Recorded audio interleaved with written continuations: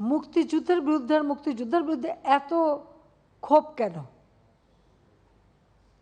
মুক্তিযোদ্ধাদের নাতিপুতিরাও পাবে না, তাহলে কি রাজাকারের নাতিপুতিরা পাবে? সেটা আমার প্রশ্ন, দেশবাসীর কাছে প্রশ্ন, যে রাজাকারের নাতিপুতিরা সব কিছু পাবে, মুক্তিযোদ্ধারা পাবে না। অপরাধটা কি?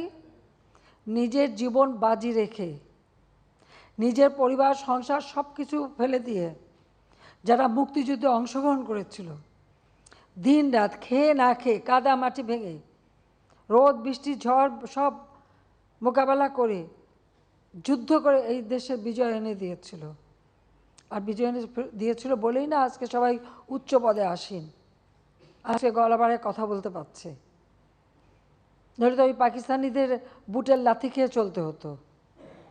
স্বাধীনতা যুদ্ধে আছি, দোয়া করিস মাগো, তোর মুখে হাসি ফোটাবো, জাগো বাঙালি জাগো।